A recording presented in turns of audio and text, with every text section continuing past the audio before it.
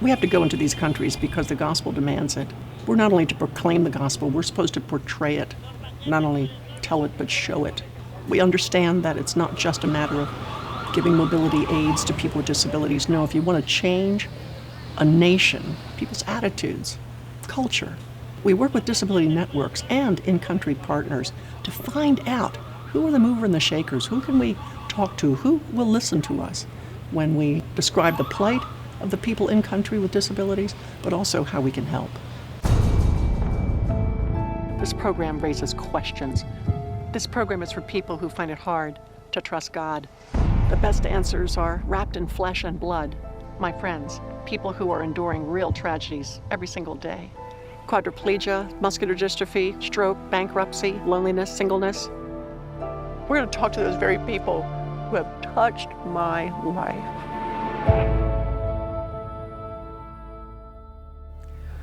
When you have a disability, life is hard. The 24/7 nonstop routines, medical appointments, problems with insurance, and so much more. And that's just in our country, the US.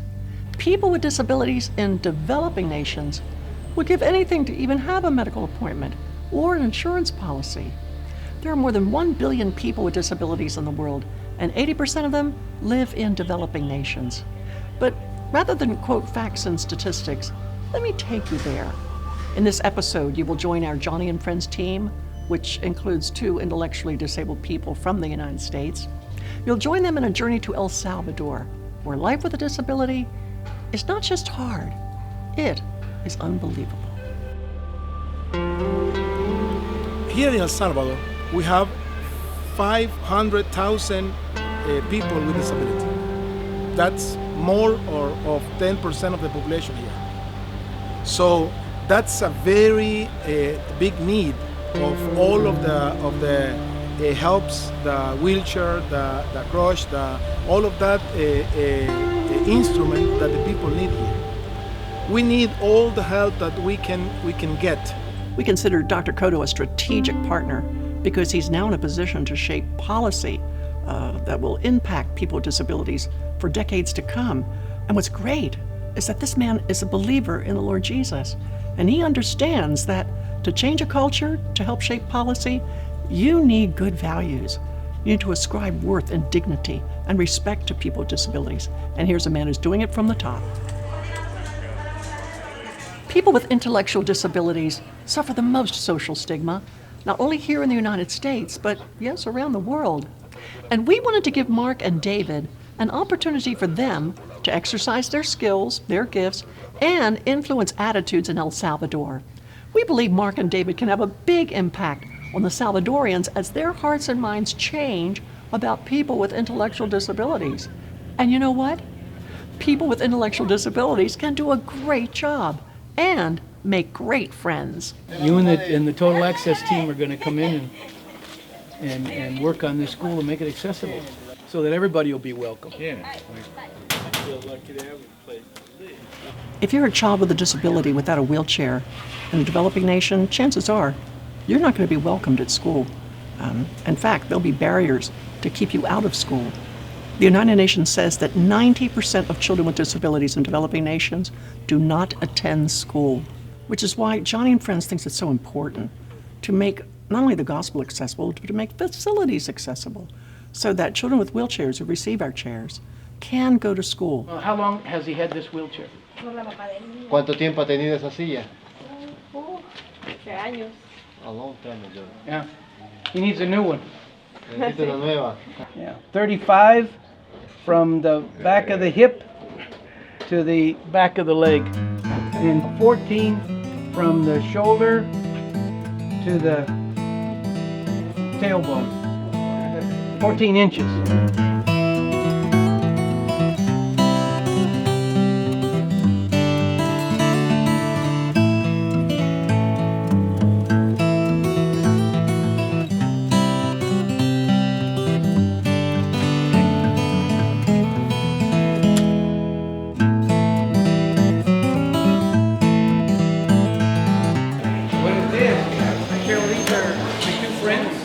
Mark, and this is David. David's over here. Right there. Nice to meet you. He's got an advantage, he can see your hands. Uh-huh. So David and Mark are going to help Jim Cowart do the modifications on the chair. Okay. And then we're going to ask you to do some translating and explaining on what needs to be done to the chair, to the new chair, to help for Ramo, make it fit better. So I'm going to take Mark and David over to work with Jim, and then I'll be right back, and then we'll do the translation. Okay? Thanks for meeting you too. All right? Let's go. Come on over here, David. We'll introduce you to Big Jim. Organization like Joni and Friends that is bringing here many things that we don't know yet. For example, of course we know about wheelchair, but we don't have the specialty to sit the people. So that for us was new. In 3 years we are learning how to do that, and hopefully next year we can start by our own, not just when Joni and Friend comes, but with our people to start sitting by our own. Here, disability was considered a curse. So when a family has a baby with some disability, they hide it. So they take this boy and hide for all life. So most of the family with one member with disability was ashamed about having a baby with disability. So that is the beginning of this area in which we want the people with disability has the same opportunity and education, work, and the life.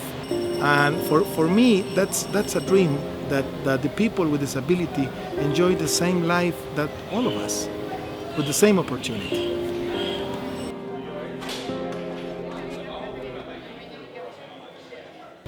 I think this is in the very deep part of God's heart. If we want to fulfill the will of God, we have to feel that this is one of our brothers that we have to love and to take care of them.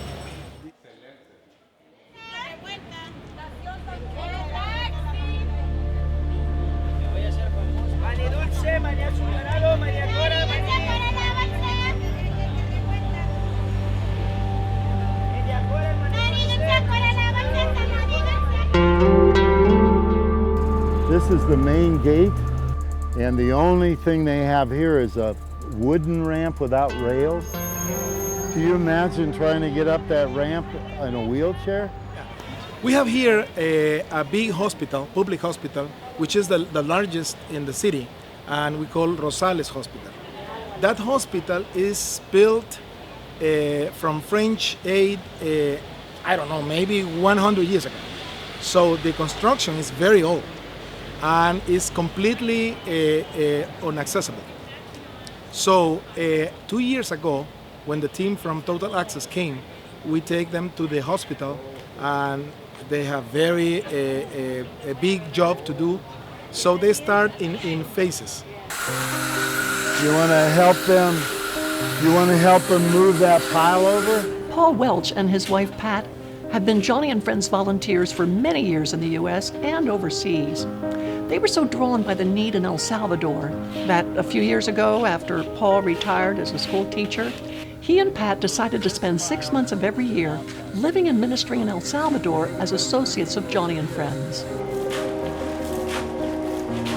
You see how many people are waiting? They have from the doctor here at the hospital. This is a hospital, and this is a public hospital. There are hundreds of people come here every day.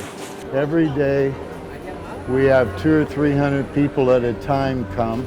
You can walk over this way.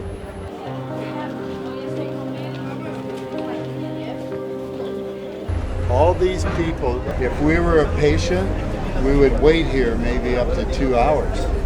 Then they call your name and we'll go through those doors, and then they have your files, and then you have to go sit another hour.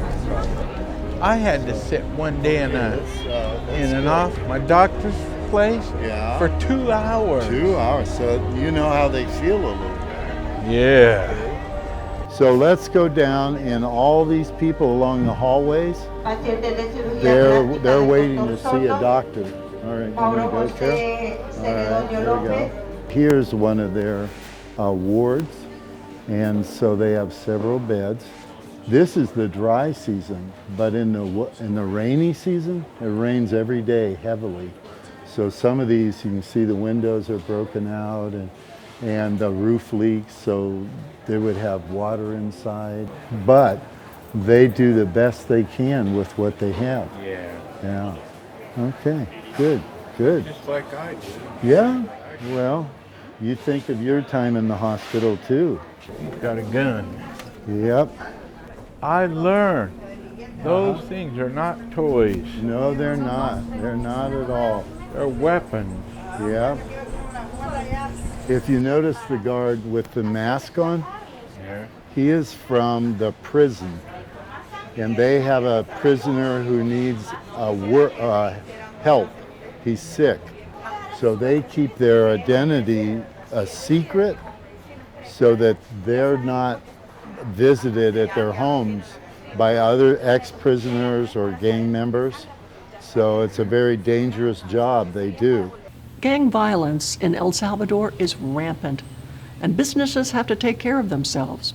Shotguns and assault rifles are present everywhere, from armed guards on Coca-Cola trucks to fast food restaurants with security personnel with shotguns, all of them ready to defend themselves and their property. The first year that we came, the president added the military with the police.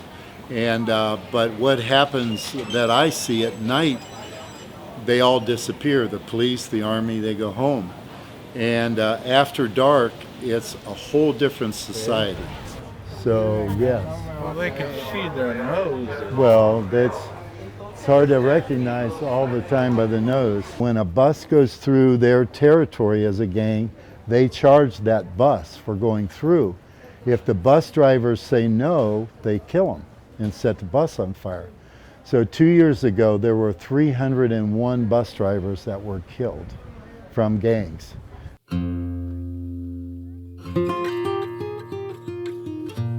Okay. These are the things that you're going to find in our sidewalks that are hard for us to notice when you are blind. And also when you are a wheelchair user, because as you can see, the sidewalk is not regular. You will find out. Carol Lopez was a popular, typically fashion-conscious teenager who didn't like wearing glasses. So, for a high school graduation present, she begged her parents for laser eye surgery. But things went terribly wrong at the hand of an incompetent surgeon. The resulting infection was so devastating that even a series of surgeries in the U.S. was not able to save her sight. I didn't want to continue living. I tried to kill myself twice, and then, one day I was tired of not being able to live or to die, so I just said, okay, Lord, I don't know what's wrong with me. I don't want to live anymore, but if you don't want me to go with you, do something with my life, because I don't want it anymore. The way it is, I don't like it. I don't remember, but in very few days I decided to go to the school for the blind. I decided that if I was going to live as a blind person, I had to learn how to live this life. I began to, learn everything again, how to read, write, walk, eat, do simple things that you learn when you are a little child. I had to learn them again.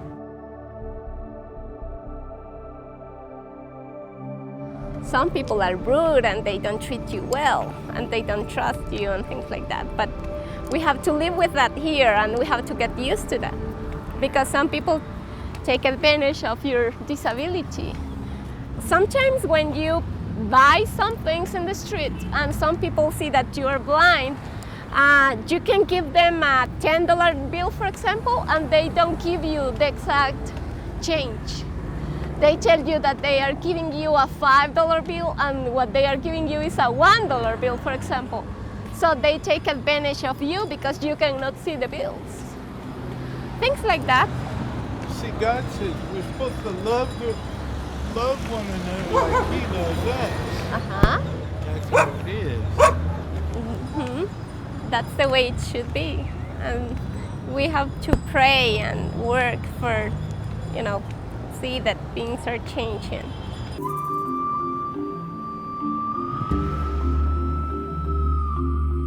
David Reyes is an amazing young man. He's the first congressman with a disability ever elected in El Salvador.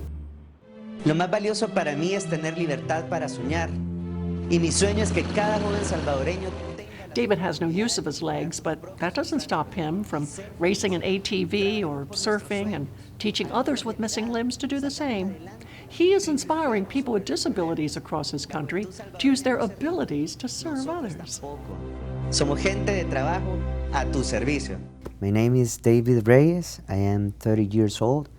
I am honored to be the first congressman in El Salvador history that has a disability, and also I am the youngest congressman here in El Salvador. When I was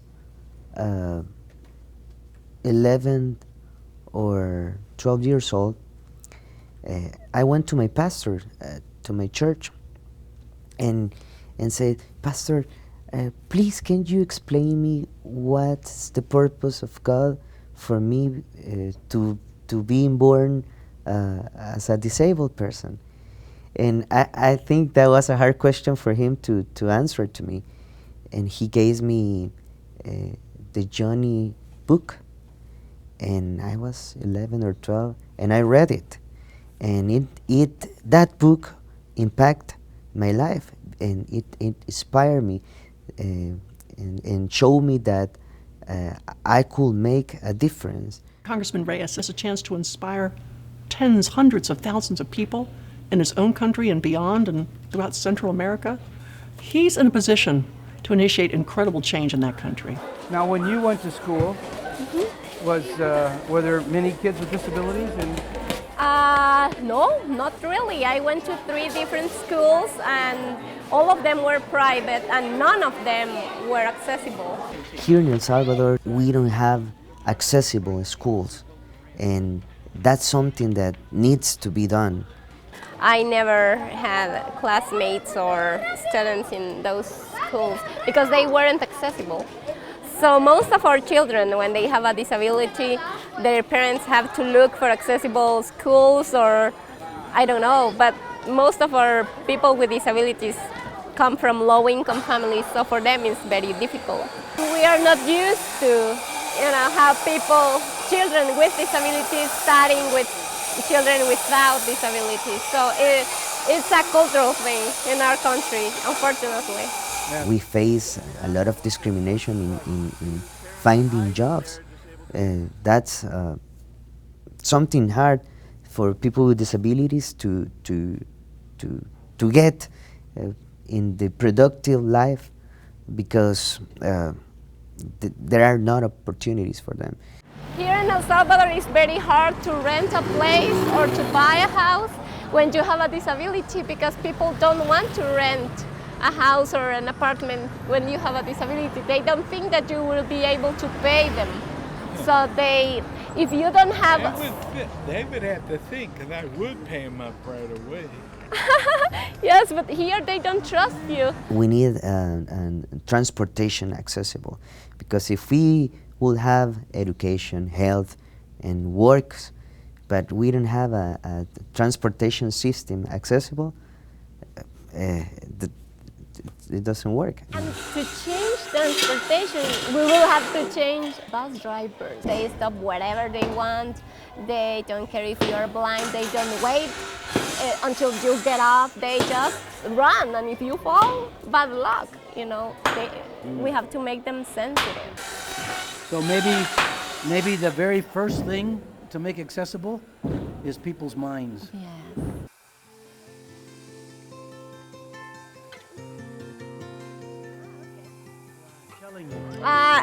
She's in 4th grade. She's Okay. 11 years old. Okay. She said that before coming here, she went to the school for the blind and she learned Braille and some other things.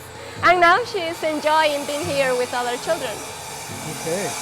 And it's very rewarding to see that there are children with disabilities studying with children without disabilities. And maybe if we cannot change adults' minds, but if we change children's minds, they are our future adults. So, eventually we're going to see our population with a different perspective about people with disabilities. Right. We have to show them that we worth and we can do something. And I think that, well, having David at the Congress is a great thing because I think that it is difficult to show people we are able to do good and great things, and it makes them think about us not as needy people, but we are willing and we are able to give something for our country, and that's good. Here we are getting into a Ramos room. As you can see, we have here a little stair. He sleeps with his two brothers. One is Ronald's bed and the other one is for the other two boys. They don't have an accessible bathroom. The only bathroom that they have is out of the house, and it's too far, so Ronald cannot go there. So what they do is that he wears Pampers all the time.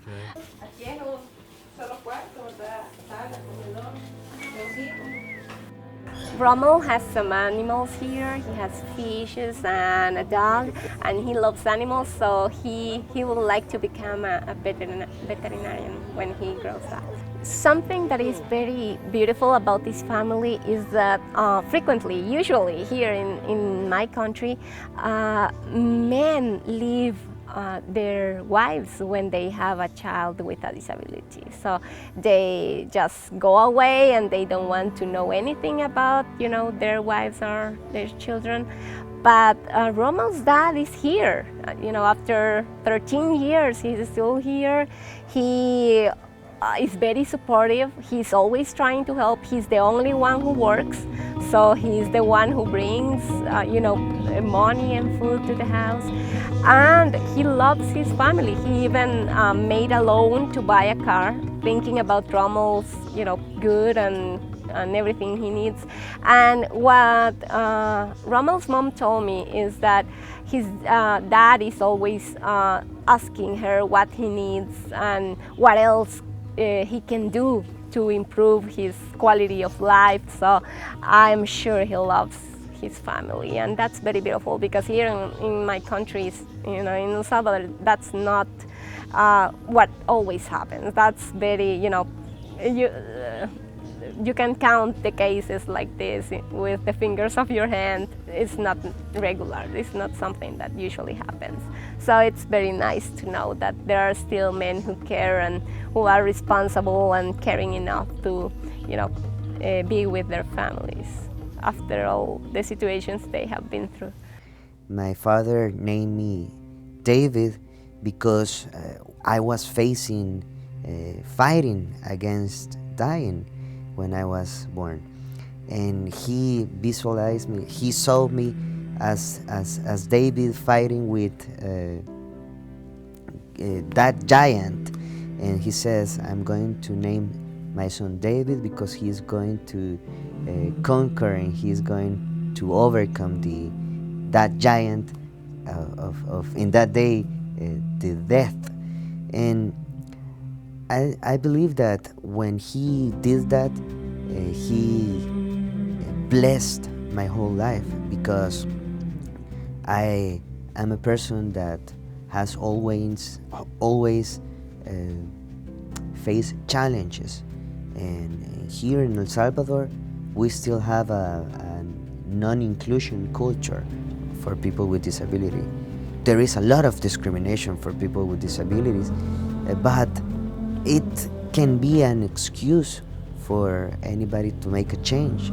I believe that when you have God in your heart, you can do anything. there are no limits. The only one limitation for a person, it is not if you don't have your hands or your legs. The only one limitation for a person is to not have God in your heart. People in any developing nation face overwhelming challenges, but when you add a disability to the mix, hopelessness can settle in. That's why I so admire people like Carol, the blind young woman you met in this episode. She has left self-pity behind and is doing everything she can to change disability culture in her country. It's not only a matter of putting in a ramp in Rommel's school so that he can get to his classroom. No, it's much more than that. The big picture is, yes, we're working from the top down with governments and educational institutions, but also from the bottom up, because Rommel will now make friends with classmates. He's going to a school of 100, 200, 300 kids, and those children will want to sit together with him in cafeteria. They'll want to be his friend. They'll show him respect. He'll have dignity, and that will change their attitudes. That's the way to grip a new generation. When I was a kid, I didn't have somebody to admire, honestly. And I want to be that person for all these kids,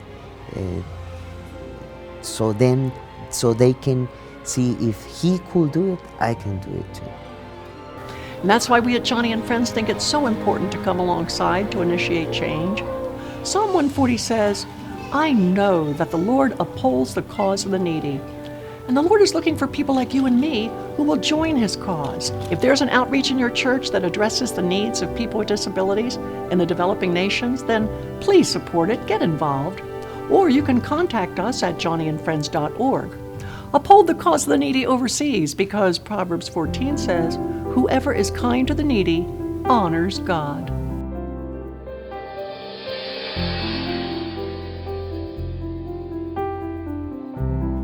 Joni and Friends depends on the prayers and support of folks just like you.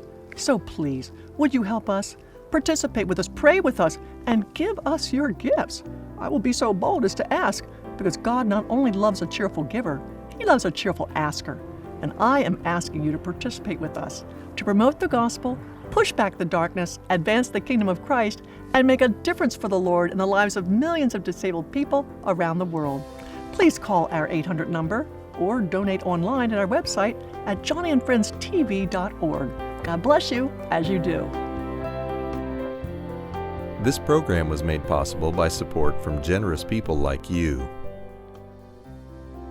This episode of Joni and Friends is available on DVD for $9.95 at joniandfriendstv.org. Join us again next week for Joni and Friends.